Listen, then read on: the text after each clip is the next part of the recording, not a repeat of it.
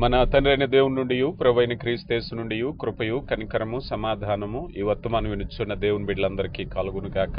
ప్రియా దేవుని బిడ్డలారా, ఈ దినము అనగా 13వ తేదీ జనవరి మాసం 2026వ సంవత్సరం మంగళవారం దినపు ధ్యానాంశము యాకోబు జీవితంలో ఒక నిర్ణయము. ప్రియా దేవుని బిడ్డలారా, అనుదినము అందించబడుతున్న ఆత్మీయ వర్తమానాల ద్వారా మీరు ఎంతగానో ఆశీర్వదింపబడుతున్నారని, ఆత్మీయంగా బలపడుతున్నారని మేము విశ్వసిస్తున్నాం, ప్రార్థిస్తున్నాం.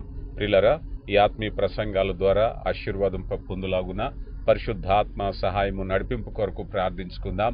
తలలు వంచండి, కళ్ళు మూసుకోండి. ప్రార్థన.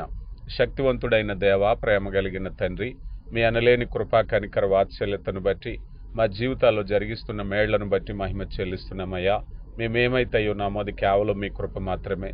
జీవాధిపతి, అనునిత్యము మీ జీవవాక్యము చేత మమ్మను బలపరిచి నడవలసిన మార్గాన్ని బోధిస్తూ పరిశుద్ధులుగా, పవిత్రులుగా మీరు మా కొరకు ఏర్పాటు చేసిన స్వాస్యాన్ని స్వతంత్రించుకుని వారుగా ఉండుటకు కృప దయచేస్తున్నారు. అయ్యా, ఇదిగో నాయనా, మీ మాటల్లో జీవాన్ని, రక్షణ నాయనా, పరిపూర్ణమైన మీ చిత్తాన్ని ఎరిగి ఉండాలంటే మీ సహాయం లేనిది మేము అర్థం చేసుకోలేము నాయన.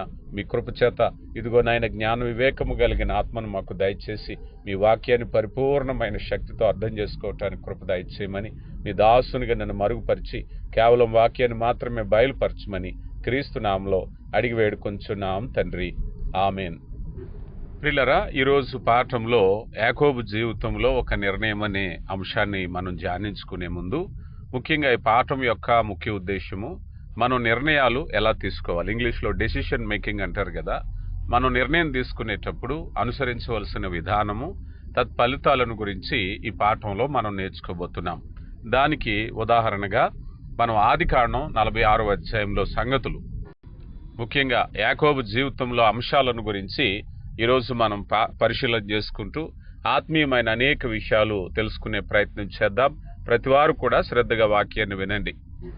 సాధారణంగా మన జీవితాల్లో అనేకమైనటువంటి నిర్ణయాలు గుండా ముందుకు వెళ్ళాలి.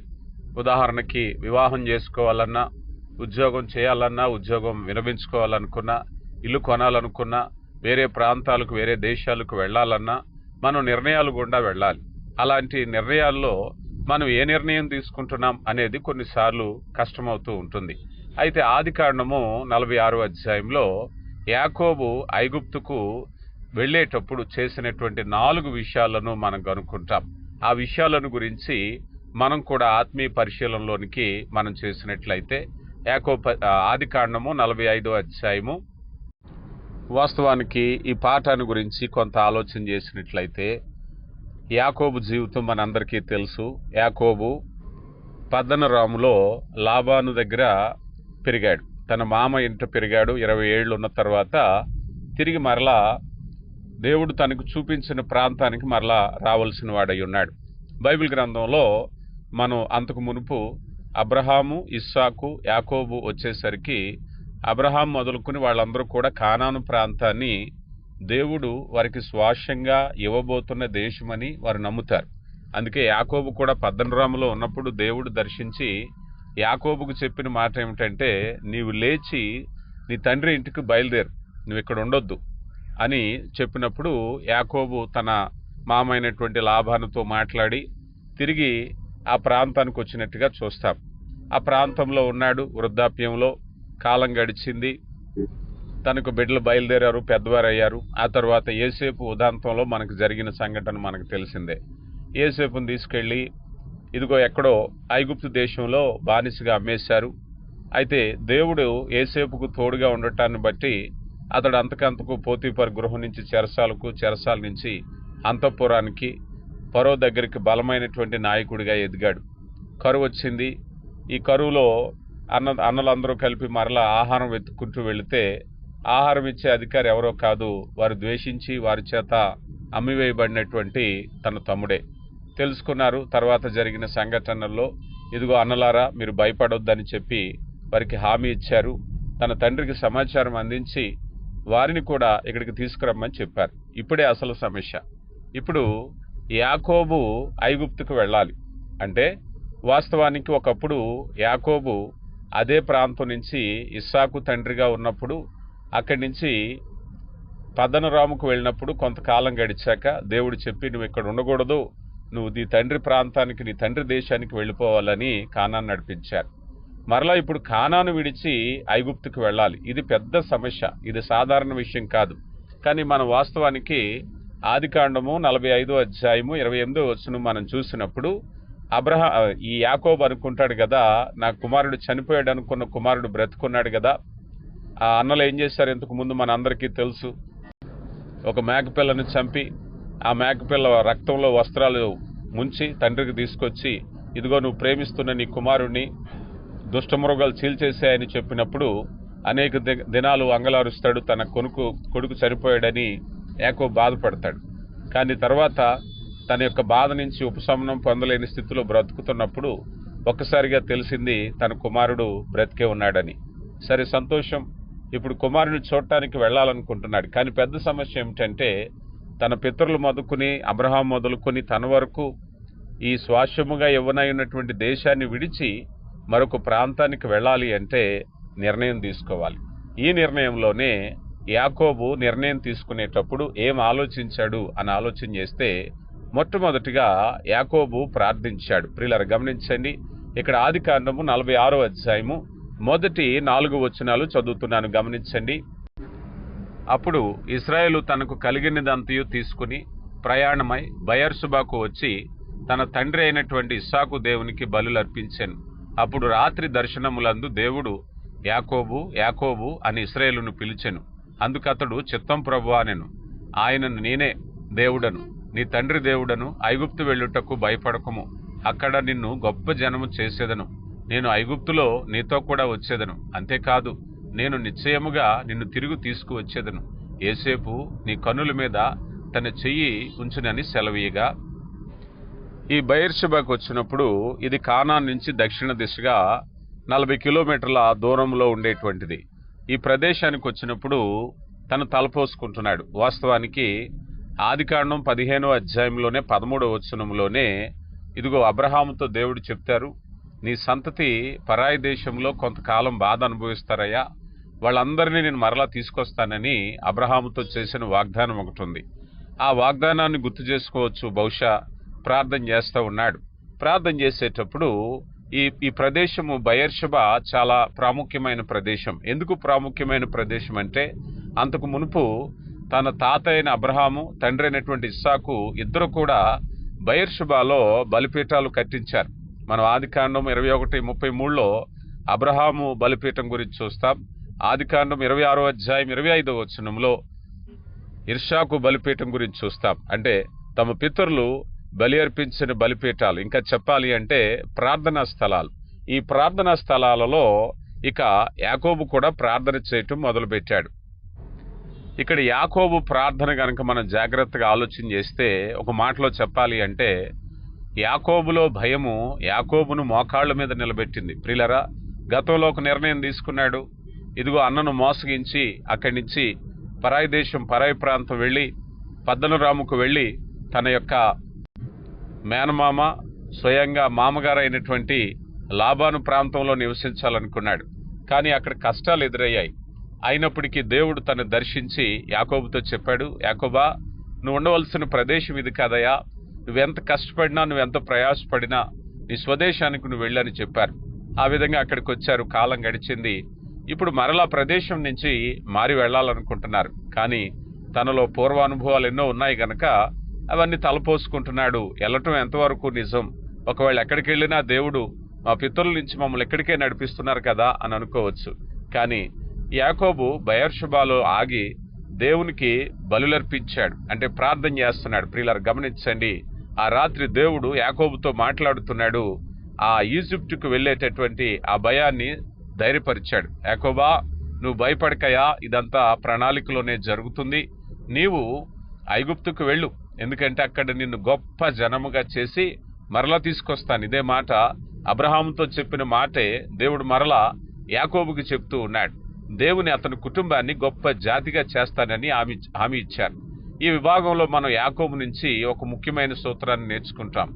జీవితంలో పెద్ద నిర్ణయాలు తీసుకునే ముందు దేవుని ఆమోదం కోరడం ఎల్లప్పుడూ తెలివైన పనే. కానీ రాత్రి దర్శనంలో మనతో మాట్లాడటానికి బదులు మనం ప్రార్థించేటప్పుడు మరియు బైబిల్ని జాగ్రత్తగా అధ్యయనం చేసినప్పుడు పరిశుద్ధాత్ముడు మనల్ని నడిపిస్తూ ఉంటారు.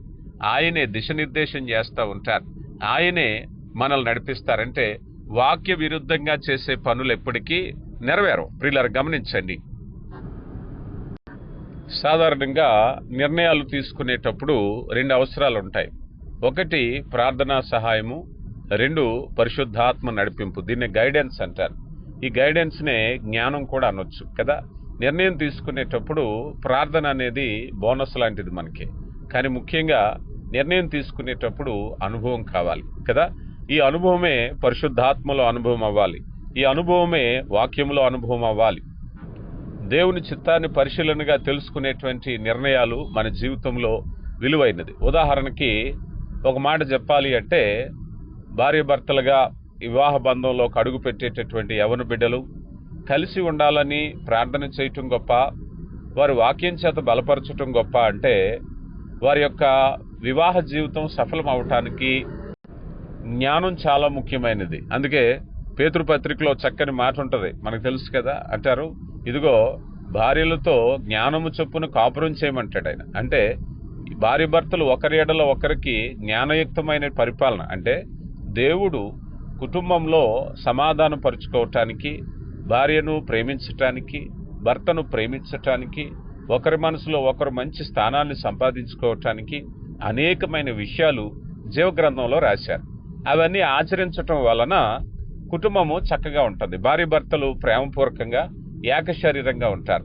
అంటే దేవుడిచ్చిన ఆజ్ఞలు పాటించకుండా మనం కేవలం ప్రార్థన చేసి, ఇదిగో వీళ్ళిద్దరూ కలవట్లేదు, వీళ్ళిద్దరికి అతకట్లేదు, వీళ్ళిద్దరూ జగడాలు పడుతున్నారు, కలుపు ప్రభువా అంటే జ్ఞానము లేనప్పుడు ఏం చేస్తారు చెప్పండి. అందుకని ముఖ్యంగా మనము జ్ఞానయుక్తమైన నిర్ణయమే పరిశుద్ధాత్మ నడిపింపు. దేవుని వాక్య నడిపింపే పరిశుద్ధాత్మ నడిపింపు. అందుకని దేవుని వాక్యాన్ని చాలా శ్రద్ధగా, ఒకవేళ నువ్వు భార్యాభర్తలుగా ఉన్న సమస్యలు పరిష్కరించుకోవటానికి దేవుని వాక్యం పనిచేస్తుంది. ఒక ఉద్యోగస్తుడిగా, ఒక యజమానిగా, ఒక పనివాడిగా ఉన్నప్పుడు దేవుని వాక్యం పనిచేస్తుంది. ఇలా ప్రతి విషయంలో కూడా దేవుని వాక్యం ఏం చెప్తుంది. ఈరోజు చూడండి, సంఘాల్లో విభేదాలు వస్తూ ఉంటాయి. సంఘాలని సరిచేయాలి, సంఘాలు ఐక్యపరచాలి అంటే మన సొంత ఆలోచన పనిచేయదు. దేవుని ఆజ్ఞ నెరవేర్చబడాలి. దేవుని ఆజ్ఞ నెరవేర్చబడే కుటుంబమే కానీ, సంఘమే కానీ, సమాజమే కానీ ఎప్పుడూ స్థిరంగానే ఉంటుంది. కనుక దేవుని యొక్క చిత్తంలో మనం దేవుని యొక్క అతి జ్ఞానాన్ని పొందుకోవటానికి మనం సిద్ధంగా ఉండాలి. ఇక రెండో విషయాన్ని చూస్తే, యాకోబు మొదటగా ప్రార్థన చేస్తే, రెండో విషయము నిరీక్షించినవాడు. ప్రియులారా గమనించండి, యాకోబు మనం 46వ అధ్యాయము 5 నుంచి 27 వచనాలు మనం చూసినప్పుడు ఆయన దేవుని యొక్క సలహా మేరకు ముందుకు సాగిపోయాడు. దేవుడు అతనికి వాగ్దానం ఇచ్చే వరకు కూడా యాకోబు ముందుకు సాగలేదు. మనం నేర్చుకోవాల్సిన పాఠం. ఎందుకంటే నేర్చుకోవాల్సినటువంటి విషయం ఏమిటయ్యా అంటే, కొన్ని నిర్ణయాలు మనకి ఆందోళన కలిగించిన, భయంగా ఉన్నప్పటికీ, ధైర్యం లేకపోయినా మనం ఒకసారి దేవుని వైపు చూసి నిరీక్షించినట్లయితే, దేవుని సహాయం కొరకు కనిపెట్టుకున్నట్లయితే మంచి సహాయం మనకు లభిస్తుంది. 27వ సంకీర్తన 14వ చరణంలో, ధైర్యము తెచ్చుకుని నీ హృదయం నిబ్బరంగా ఉంచుకొనుము, యెహోవా కొరకు కనిపెట్టుకుని ఉండుము అన్నారు. సమస్య వచ్చినప్పుడు, నిర్ణయాల్లో భయాందోళన కలిగినప్పుడు యెహోవా కొరకు కనిపెట్టుకుని నీ హృదయాన్ని నిబ్బరంగా ఉన్నట్లయితే ఆయన చక్కని మార్గాన్ని చూపిస్తారు కదా. మనం యెషయా గ్రంథము 40వ అధ్యాయము 31వ వచనంలో కూడా, యెహోవా కొరకు ఎదురు చూచువారు నూతన బలం పొందుదురు, వారి పక్షిరాజు వల్ల రెక్కలు చాపి పైకి ఎగురుదురు, అలయక పరిగెత్తుదురు, సొమశిలక నడిచిపోదురు అన్నారు. ప్రియులారా గమనిస్తున్నారా? ఇక్కడ ముఖ్యమైన విషయం ఏమిటయ్యా అంటే, యాకోబు నిర్ణయం తీసుకునేటప్పుడు యాకోబు ఒంటరివాడు కాదు. నేను మీకు వివరిస్తాను. యాకోబు విషయాన్ని గురించి కనుక మనం వివరించినట్లయితే, యాకోబుకి మొత్తం 67 మంది మగ కుటుంబ సభ్యులు. ఇక్కడ చాలా జాగ్రత్తగా గమనించాలి. వాస్తవానికి ఆదికాండం 14వ అధ్యాయం 14వ వచనంలోనే అబ్రహాము యుద్ధానికి శిక్షణ పొందిన వారు, తన ఇంట అలవర్చబడిన వారు 300 మంది పురుషులను చూస్తాం. 318 మంది పురుషులైతే వారికి భార్యలు ఉంటారు కదా, వారికి పిల్లలు ఉంటారు కదా, ఇవన్నీ లెక్కే లేదు. కేవలము యుద్ధానికి సిద్ధంగా తర్ఫీదు పొందిన వారు 318 మంది పురుషులు. వారి భార్యలు, వారి పిల్లలు తీసుకుంటే ఎంతమంది ఉంటారో మనం ఆలోచన చేయొచ్చు. అలాగే ఆదికాండం 25వ అధ్యాయం 11వ వచనంలో కూడా దేవుడు ఇస్సాకును ఆశీర్వదించాడు. అతని ఆస్తి పెరిగింది, అతనికి దాసదాసి జనము, ఆ పశువుల కాపర్లు, పశు సంపదలు పెరిగినట్టుగా మనం చూస్తున్నాం.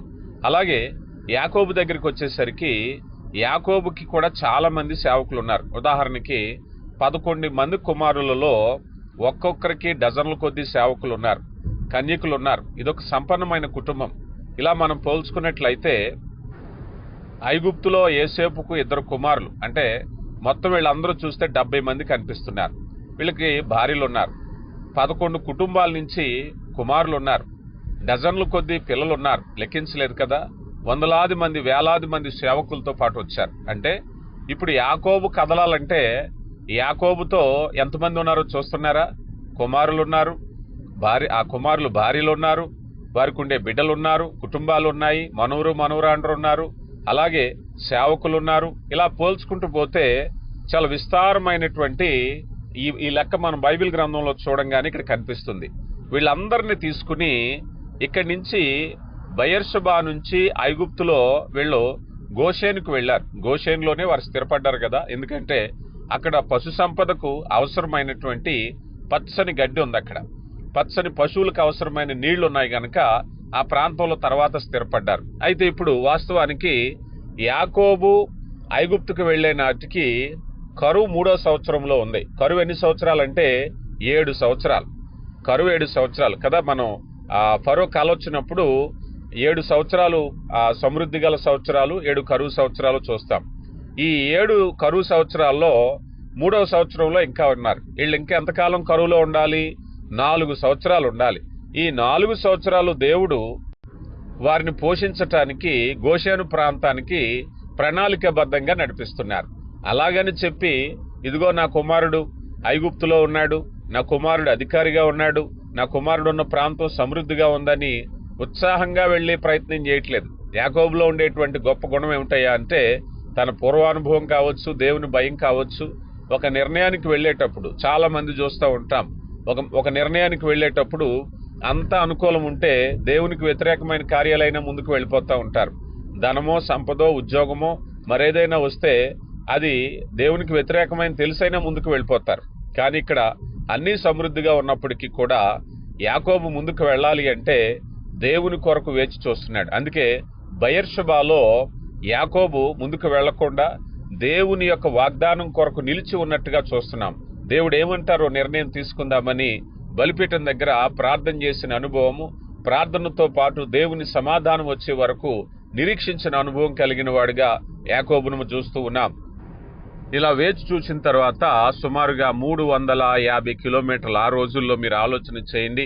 మరి ఆ కుటుంబాలన్నిటినీ, వారి సేవకులను, చంటిబిడ్డలను, స్త్రీలను, పశువుల కాపరులను, యాకోబు ఒక్కడే కాదు కదా వెళ్ళేది, పర్యవసానం తన సంపూర్ణ కుటుంబం అంతా ఉంది కనుక ఆ కుటుంబం అంతటిని తీసుకుని ఇదిగో అక్కడికి 350 కిలోమీటర్లు ప్రయాణం చేసి వెళ్ళారు. అంటే రెండవది నిరీక్షించినట్టుగా మనం చూస్తూ ఉన్నాం. ఇక మూడవదిగా చూసినట్లయితే యాకోబు దేవుని మార్గదర్శకత్వాన్ని కోరాడు. ఎందుకంటే యోసేపు నుండి ఆదేశాలు పొందటానికి అతను యోదాను ముందుగా పంపాడు కదా. యోదాను ముందుగా పంపితే వారు ఐగుప్తు చేరుకునే సమయానికి యాకోబు యోదాను తమ యాత్ర బృందానికి ముందుగా పంపాడు.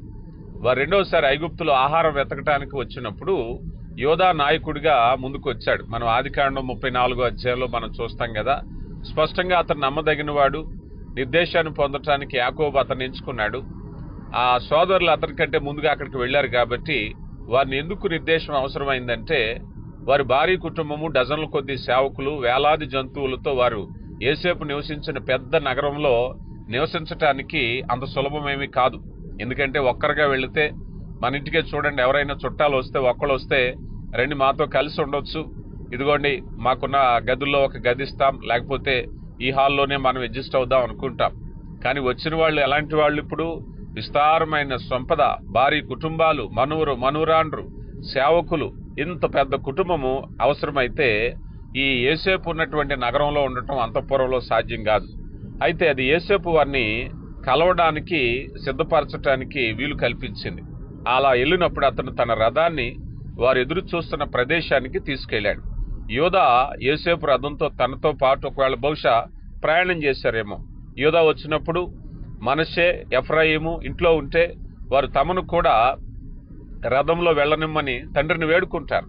అది ఎంత గొప్ప ప్రయాణమై ఉంటుంది. యోసేపు తన సేవకుడి చేత రథాన్ని వేగంగా నడిపించు, ఇదిగో ముందుగా యోధా వచ్చాడు, తండ్రిని పంపించాడు. యాకోబు పంపించి, నాయనా ఇదిగో నీ తమ్ముడి దగ్గరికి వెళ్ళు, నేను వచ్చానని చెప్పు. వెంటనే యోధా వచ్చాడు, అంతఃపురంలో యోసేపుని కలిశాడు.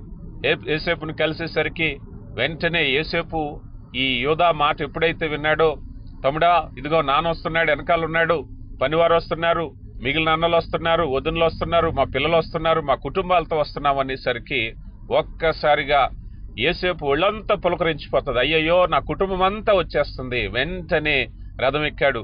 ఈ లోపల అక్కడ ఉండేటువంటి బిడ్డలు, యోసేపు బిడ్డలు ఉండొచ్చు, నానా నువ్వు వెళ్తున్నావు, ఇదిగో తాతయ్య వస్తాడంటున్నావు, ఇదిగో పెద్దనాన్నలు వస్తున్నారంటున్నారు, ఇదిగో పెద్దనాన్న పిల్లలు, తమ్ముళ్ళు, అన్నలు, అక్కలు అందరూ వస్తారంటున్నారు, మేము వస్తామంటే ఎక్కండి. అందరూ ఎక్కారు. ఎక్కినప్పుడు ఆ రథం నడిపిస్తున్నాడు. రథం నడిపించేటప్పుడు వెంటనే ఇదిగో యోసేపు అంటాడు రథసారథితో, నడవయ్యా మా తండ్రిని చూడాలి, మెల్లగా నడుపుతావు, స్పీడ్గా నడుపు, ఎందుకంటే నా తండ్రి వస్తున్నాడు, నేను చూడాలి. రథం పరిగెడుతుంది. మట్టి రోడ్లు ఆ రోజుల్లో దుమ్ము ధూళి పరిగెడుతుంది. ఆ దుమ్ములో పరిగెట్టేటప్పుడు అల్లంత దూరాన తండ్రిని చూస్తున్నాడు. ఒక్కసారిగా యోసేపు రథంలోంచి దూకి తన తండ్రి కోసం ఎదురు చూస్తున్న చేతులు చాపు నిలబడ్డారు. వారు కౌగిలించుకున్నారు, ఏడ్చారు. దాదాపు ఇదిగో 22 సంవత్సరాలుగా ఈ క్షణం కోసం, 22 సంవత్సరాల తర్వాత ఎప్పుడో చిన్నవాడిగా ఉన్నప్పుడు తప్పిపోయాడు, చిన్నవాడిగా ఉన్నప్పుడు చనిపోయాడు అనుకున్నాం. 22 ఏళ్లు గడిచింది. గొప్పవాడైపోయాడు, నాయకుడైపోయాడు, పెళ్ళైపోయింది, పిల్లలు పుట్టేశారు. ఊరు వాడ ఎక్కడ చూసినా యోసేపు యోసేపు పేరే. అలాంటి యోసేపు పరిగెత్తుకుని వచ్చి కౌగిలించుకున్నాడు. యాకోబు చివరికి సంతృప్తి చెందాడు. జీవితంలో పెద్ద నిర్ణయాలు తీసుకునేటప్పుడు మనకి మార్గదర్శకము అవసరం. అందుకని యోసేపు నిర్ణయం కొరకు యాకోబు ముందుగా వెళ్ళి ఇబ్బంది పెట్టి కలవర పెట్టలేదు, కానీ వారికి ముందుగా యూదాను పంపించాడు. కనుక తెలివైనటువంటి నిర్ణయం ఏమిటయా అన్నట్లయితే మంచి మార్గదర్శకంతో ముందుకు వెళ్ళాలి. ఇక 4వది మనకు ముఖ్యమైన ఆలోచన ఏమిటయా అన్నట్లయితే యాకోబు కుటుంబము తెలివైన సలహాను పాటించింది. 31 నుంచి మనం 34 వచనాలు మనం చూస్తే వారు యోసేపు నడిపింపు కోసం ఎదురు చూశారు. వారి సొంత ఆలోచన కాకుండా తదుపరి నిర్ణయం వచ్చే వరకు యోసేపు కుటుంబము గుడారాలు ఎక్కడ వేయాలో, ఆ గొర్రెల కాపర్లు, జంతువులు, నీరు, ఆహారం ఎక్కడ దొరుకుతుందో చూపించమని తన సేవకులకు ఆజ్ఞాపిస్తున్నాడు. అయ్యా ఇదిగో అధికారి గనక యోసేపు ఇప్పుడు ఏం చేస్తాడు మీరు చెప్పండి. కుటుంబంలో ఉండేటువంటి ఆ రాజాధికారి గనక అధికారులు పిలిచాడు. అధికారులు పిలిచి, ఏమయ్యా ఇదిగో రాజ్యంలో నా తండ్రి ఇదిగో బహుమంది సేవకులు వచ్చారు, పశు సంపద వచ్చింది, వీళ్ళందరికీ ఏ లోటు లేకుండా వీరి పశువులకి ఆహారము, వీరి పశువులకి నీళ్లు, ఇదిగో పిల్లలు పెద్దవారు ఉన్నారు, వీళ్ళందరికీ ఉండటానికి చక్కని ఏర్పాటు చేయమన్నారు. యోసేపును అడిగినప్పుడు ఇక్కడ ఒక విలువైన విషయం ఏమిటంటే, వాస్తవానికి గొర్రెల కాపరుల విషయంలో ఐగుప్తీయులు ఇష్టపడరు, కానీ వీరి జీవన విధానం తెలిసినవాడు, వారి జీవన విధానం తెలిసినవాడు యోసేపు. ఇక్కడ ఇద్దరికి ఇబ్బంది లేకుండా చేయాలి అని అంటే బహుశా ఐగుప్తీయులు వారికున్న సమృద్ధిని బట్టి వారి పిల్లల పెంపకాన్ని లేక వారి పశువుల పెంపకాన్ని సేవకులకు ఇచ్చేవారేమో. కానీ ఈ ఇశ్రాయేలీలు అలా కాదు. మొదటి నుంచి కూడా వారి సంచార జీవితాన్ని అలవాటు పడిన వారు గనక వారితో పాటు పశువులను ఎప్పుడు కూడా ఉంచుకునేవారు. ఇప్పుడు ఇశ్రాయేలీలు ఎక్కడుంటారో అక్కడ పశువులు ఉంటాయి. ఐగుప్తులేమో పశువులను ఇష్టపడరు. ఏం చేయాలి? అలాంటి సమయంలో యోసేపు యొక్క నిర్ణయాన్ని యాకోబు గౌరవించాడు. తన కొడుకైనా చిన్నవాడైనా తన కొడుకు నిర్ణయానికి, ఎందుకంటే ఇదిగో నా కొడుకే కదా అనుకోలేదు. ఎందుకంటే దేశము నా కొడుకు అధికారిగా ఉన్న దేశం, నాకంటే నా కొడుకు ఎక్కువ తెలుసు కనుక యాకోబు యోసేపు నిర్ణయం కోసం ఎదురు చూశాడు. యోసేపు చెప్పిన విధంగా తర్వాత అధికారులు ఒక కమిషన్ వేశారు. వీళ్ళందరూ ఉండటానికి ఎక్కడ మంచి ప్రదేశమో చూసి ఆ గొర్షేను ప్రాంతాన్ని ఇచ్చారు. కనుక ప్రియులారా, యాకోబు ఆ నిర్ణయంలో తీసుకున్నటువంటి మంచి నిర్ణయాన్ని మనం చూడగలుగుతున్నాం. మనం కూడా అలాగా నిర్ణయాలు తీసుకునేటప్పుడు ఇదిగో ప్రార్థనతో, నిరీక్షణ కలిగి, ముఖ్యమైన మార్గదర్శక సహాయముతో, ఇదిగో కుటుంబ సలహాతో ముందుకు వెళ్ళినట్లయితే మన యొక్క నిర్ణయాలు ఆశీర్వాదకరంగా ఉంటాయి. దేవుడు మిమ్మల్ని దీవించునుగాక. ఆమెను ప్రార్థించుకుందాం.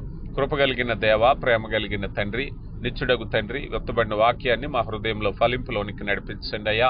విన్న వాక్యము విని విడిచిపెట్టకుండా గైకొని జీవించటానికి కృప దయచేయండి అయ్యా. అనేక అనుభవాలు మాకు నేర్పిస్తున్నారు. ఆత్మీయ లోతుల్లోనికి నడిపించండి. విని విడిచిపెట్టకుండా గైకొని జీవించే జ్ఞానాన్ని దయచేయండి అయ్యా. ఇదిగో నాయన, మేమందరము నాయన మీ కృపలో బలమైన ఆత్మీయ స్థితిలో వర్ధిల్లటానికి కృప దయచేయమని క్రీస్తు నామములో అడిగి వేడుకొంచున్నాం తండ్రి. ఆమేన్.